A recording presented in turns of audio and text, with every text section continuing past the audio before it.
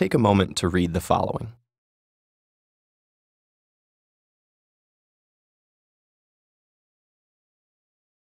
How was that? Frustrating? Slow? What were those sentences about? They're actually a simulation of the experience of dyslexia, designed to make you decode each word. Those with dyslexia experience that laborious pace every time they read.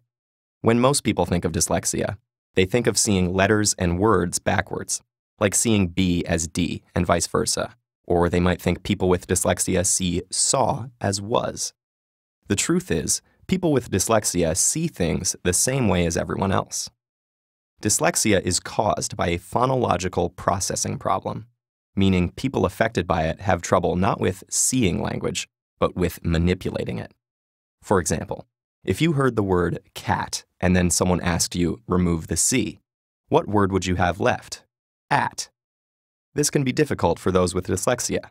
Given a word in isolation like fantastic, students with dyslexia need to break the word into parts to read it. Fan, tas, tick. Time spent decoding makes it hard to keep up with peers and gain sufficient comprehension. Spelling words phonetically like S-T-I-K for stick and F-R-E-N-S for friends is also common. These difficulties are more widespread and varied than commonly imagined. Dyslexia affects up to 1 in 5 people. It occurs on a continuum. One person might have mild dyslexia, while the next person has a profound case of it. Dyslexia also runs in families. It's common to see one family member who has trouble spelling, while another family member has severe difficulty decoding even one-syllable words like catch. The continuum and distribution of dyslexia suggest a broader principle to bear in mind as we look at how the brains of those with dyslexia process language.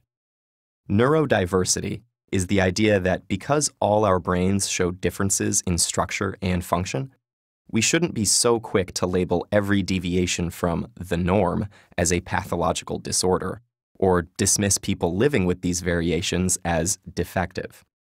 People with neurobiological variations like dyslexia, including such creative and inventive individuals as Picasso, Muhammad Ali, Whoopi Goldberg, Steven Spielberg, and Cher, clearly have every capacity to be brilliant and successful in life. So here's the special way the brains of those with dyslexia work. The brain is divided into 2 hemispheres. The left hemisphere is generally in charge of language and ultimately reading, while the right typically handles spatial activities. fMRI studies have found that the brains of those with dyslexia rely more on the right hemisphere and frontal lobe than the brains of those without it.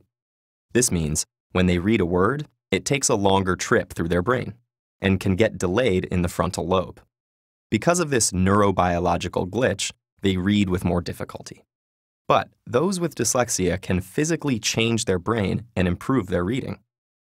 With an intensive multisensory intervention that breaks the language down and teaches the reader to decode based on syllable types and spelling rules, the brains of those with dyslexia begin using the left hemisphere more efficiently while reading, and their reading improves.